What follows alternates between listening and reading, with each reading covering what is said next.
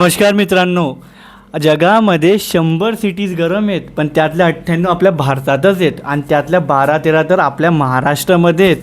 हसू येत असेल ना तुम्हाला, पण हसू नका, ही खरी परिस्थिती आहे आणि हे वाढणार आहेत अजून. आता याचे मुख्य कारण जाणून घ्या, कारण कधी ही गोष्ट तुम्हाला मीडियावरती पण नाही दाखवणार आणि कोणत्या सोशल इन्फ्लुएन्सर तुम्हाला एवढ्या डिटेलमध्ये नाही सांगणार जेवढ्या मी सांगायला आलेलो आहे.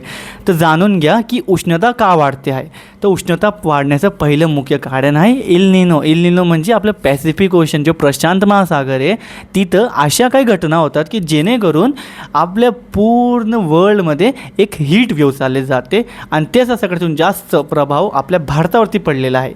आणि दुसरं कारण म्हणजे असं आहे की अर्बन आयलँड्सचं मोबिलिटी वाढवणं, जेणेकरून जसं की मुंबईमध्ये मँग्रोव्हचे झाडं कापण्यात येत आहेत आणि ते सुप्रीम कोर्टाने ऑर्डर करून दिलं की मँग्रोव्हचे झाडं कापा, जेणेकरून रस्ते चौडे होतील आणि लोकांची घरं, लोकांचा संसार बसेल झाडं कापून सण.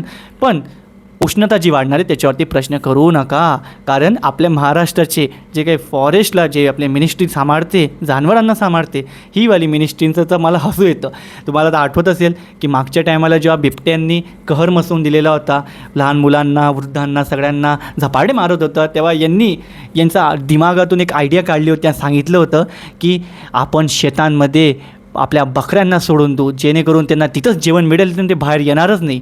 आता मला यांनाच विचारायचं आहे की का हो, तपोवनभूमीमध्ये जे तुम्ही आता वृक्ष तोडणार आहेत कुंभमेळ्यासाठी, साधुग्राम बनवण्यासाठी 1800+ झाडं कापायचा आदेश जो तुम्ही दिलेला आहे नाशिकमध्ये, तिथंसुद्धा बिबटे आहेत. ते बिबटे जेव्हा झाडं कापले गेले तेव्हा बाहेरच येणार आहेत ना. मग का तुम्ही त्या साधुग्रामांजवळ त्यांना का साधूंना परोसणार आहेत का खायला, की आपल्या बकऱ्यांना म्हणजे कोणाचं तरी बळीच द्यायचं आहे का तुम्हाला त्यांना? म्हणजे त्यांचं घरांना उद्ध्वस्त करायचं आहे आणि बाहेर काढायचं आहे. आणि चला उद्ध्वस्त करून काय फायदा होत असेल तर ठीक आहे, पण फायदा काय होणार आहे माहिती आहे का? करप्शन होणार आहे फक्त.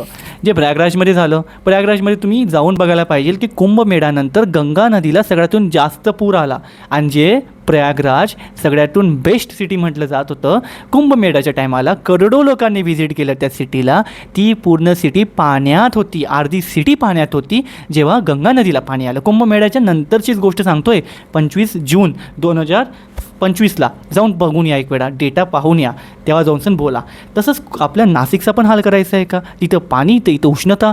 आपल्या इथं झाडं जर का जगवणार नाही तर ऊनच पडणार आहे. पहिलेच आपल्या इथं असं होऊन गेलेलं आहे ना की वरतून असा दाब मारला जातो आहे उन्हाचा की खाले थंडी जी हवा आहे ना ती पासच नाही होते वरतून खालेपर्यंत. त्याला म्हणतात इव्हॅपो ट्रान्स्पिरेशनल. आता ही गोष्ट वेगळी आहे, हिची कन्सेप्ट वेगळी आहे. हे क्षुल्लक कारणांमुळे होतं. जसं की म्हणणं की कॉन्क्रीटची घरं आहेत आपल्या इथं, कॉन्क्रीटचे रस्ते आहेत आपल्याकडे, जे दिवसात तपतातच आणि रात्री उष्णता सोडतात, जेणेकरून जागा कधी थंडीच होत नाही.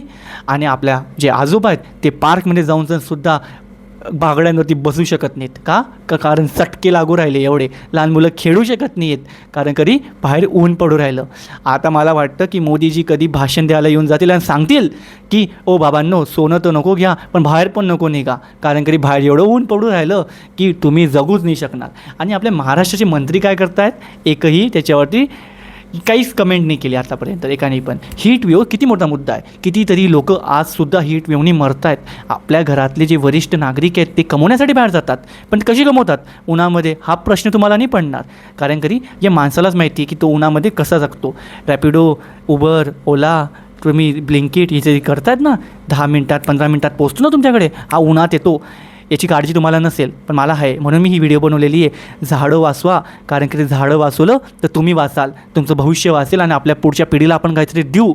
आणि हीट वेव्हचं जे कारण होतं एल निनो, हा सगळ्यातून मोठा कारण आहे.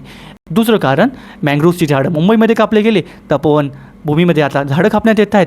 तसंच आपलं विदर्भामध्ये जे झाडं कापले गेलेले आहेत, असंच प्रत्येक ठिकाणी होते, म्हणून उष्णता वाढते. आणि दुसरी गोष्ट मेन म्हणजे कॉन्क्रीटचे जे घरं वाढतात ते, म्हणजे मी 3 कारण सांगितले. या 3 कारणांमुळे ऊन जास्त वाढतं आहे, हीट वेव्स येत आहेत आणि म्हणून लोकांची जीवावरती आता येते आहे. आणि मी ही व्हिडिओ आता बनवतो आहे. जय हिंद, जय महाराष्ट्र. आणि लाईक, शेअर, सबस्क्राईब करा बरं का. जय हिंद, जय महाराष्ट्र. चला भेटू.